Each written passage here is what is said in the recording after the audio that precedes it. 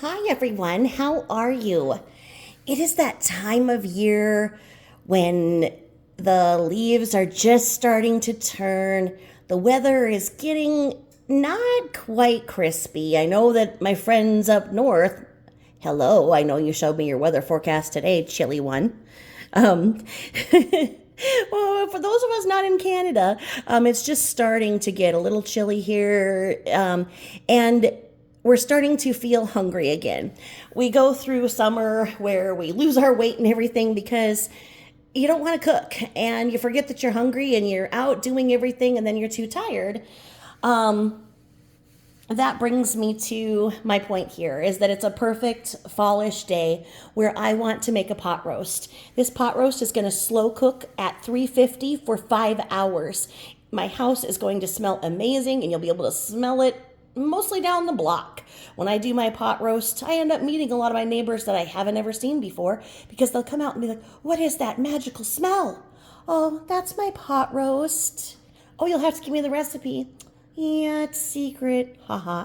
Because they don't have a recipe. That's the thing about getting older is that you get more experienced at cooking. And so you don't really follow a recipe. You know what sounds good with what you're making and you go with it. So with that being said, the end of the summer is a great time to buy food and put it in the freezer to use in the fall.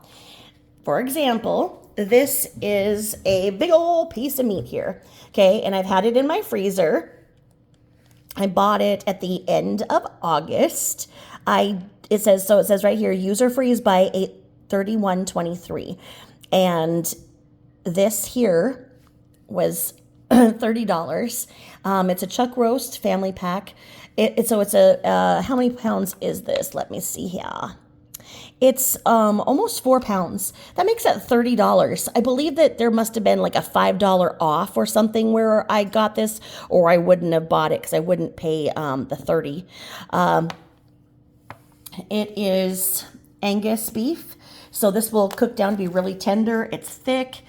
It used to be a really good and cheap meal to make a pot roast for the family. Nothing is cheap anymore, so as you can see, this is probably a $50 meal that I'm going to make, and there will be no leftovers, let me tell you.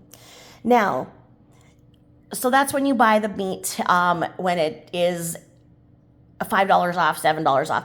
They usually mark down right before they close, so when you go into the grocery store in the early mornings, like right after you drop off the kids, that's a great time to find good deals on meat and day-old bread. I get day-old bread like this, and then I freeze it.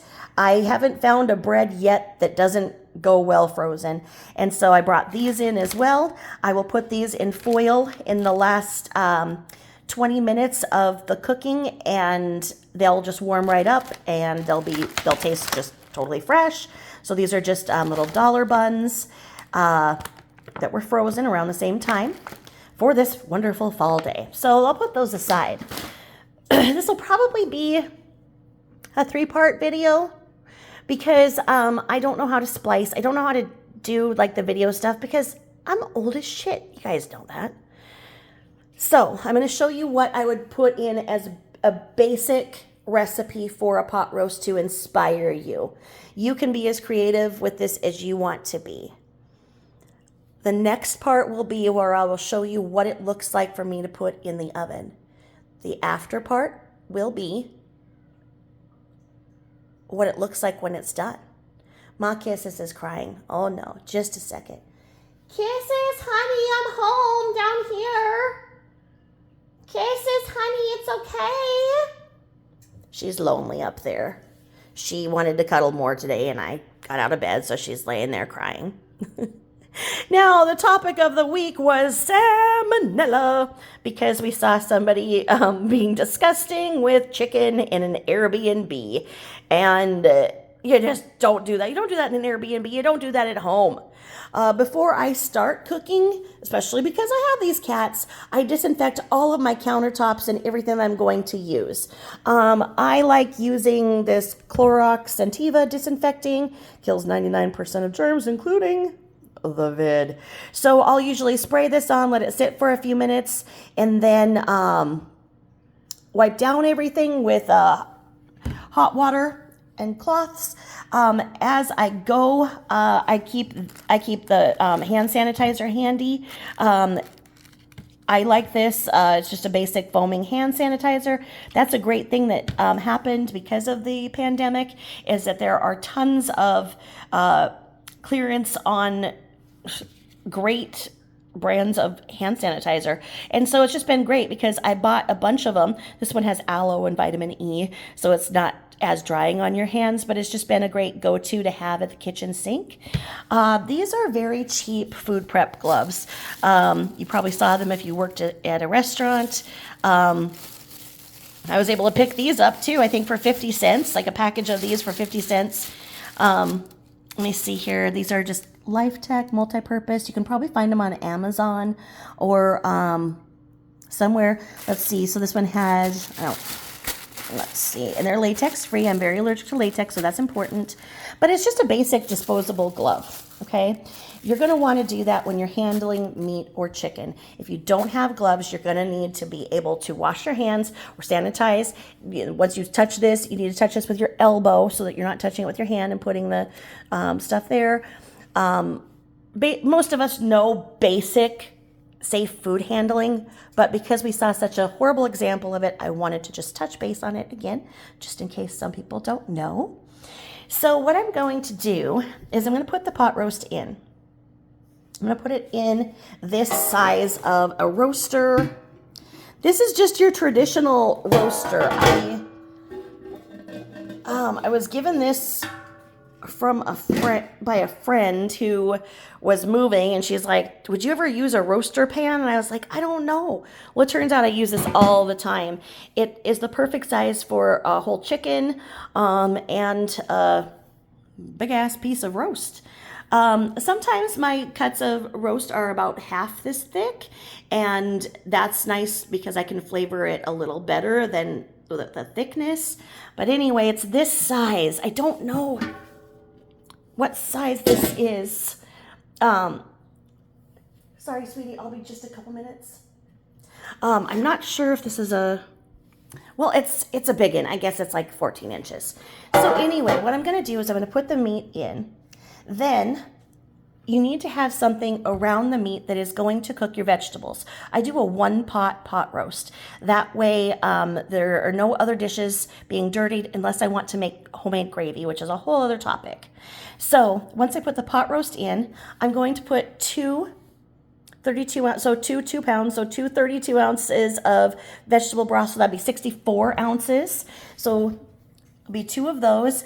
Because this is a thicker cut of pot roast, that liquid is going to come up to about here. That's what I want, because all of that liquid is just going to go and go to the top and then drip back down. I like using vegetable broth. You can use beef broth. Some people do use chicken broth with a pot roast. I don't like that. I prefer a vegetable or a beef to do that. You can also easily do this with water, no problem. Then I'm going to slice the onion, and the onion will hold out for last because I'm going to put the potatoes and the carrots alongside the roast in the vegetable broth. The onion will then go on top of it all so that the onion flavors melt in and down to the vegetables and onto the pot roast. I'm going to take my knife and I will make several puncture marks in the top so that the seasoning goes in and deep to the roast. Now, that being said, I will probably almost cover the pot roast entirely with a layer of this minced garlic. This is great. You can get it at Costco, Walmart. Just get yourself one of these things of garlic and add it to everything. It'll be just the best thing you ever did, let me tell you. So this is just a 3-pound bag of, I did little hand potatoes, red potatoes. You can use regular potatoes, however you like. I am going to put these in whole because I'm going to have 5 hours to cook down, so they will be able to be cooked. If I had a traditional potato, I'd need to cut it in 4ths or 8ths. Now, on top of the garlic, I will put either 1 stick of butter. If I don't feel like using butter, I would just use olive oil. I would put the olive oil over the garlic so that then it's working its way into making that moisture go and cook that down. So it's an either or on the butter. I probably going to just do a stick so that it then melts down, and I have a lot of butter on hand right now. There was a good sale on it. Butter has been really expensive lately. From there, there's going to be so much taste from the vegetables, the broth, and the beef alone that I won't need to do anything other than just accent the flavors. I'm going to accent it by a little rock salt here left over from some pretzels and black pepper, and I won't be doing the things to the pepper that Michelle did. Michelle will remain unspoken, but anyway, did you see what she did with that pepper grinder? If you didn't, I made a video out of it. Just laugh. That's all you got to do. Don't be drinking coffee when you laugh. Just laugh. This is a kitchen bouquet is what it's called. It is not flowers. It is browning and seasoning sauce. It tends to make that really beautiful brown rich color that you want to see in your gravies when you're cooking. A little bit goes a long way with this. I like it just for the acidic, and it does have some good beef flavor. Sometimes I will add a packet of au jus or au jus flavoring. I've got fruit flies all over here from the bananas. Ugh. So anyway, and yes, you guys saw what I did with the banana. Anyway, I'm going to do fennel. I am going to put the fennel on top of the garlic and the vegetables as well. And then I will also put Worcestershire sauce on. And it's just as it states, it's a good cooking, seasoning, and marinating sauce.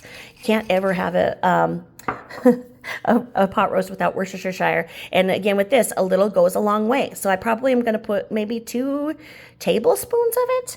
And then the last thing I'm going to do is a bay leaf. Actually, I'm going to do 2 bay leaves because it's big enough. The bay leaves go in, they soak, and then you take them out before you serve. So that will be it. I'll be preparing my pot roast, and I will show you in the next part how it looks and what we did with it. Thank you so much for listening. If you have any questions, ask them below, and have yourself a great day. Please like and subscribe.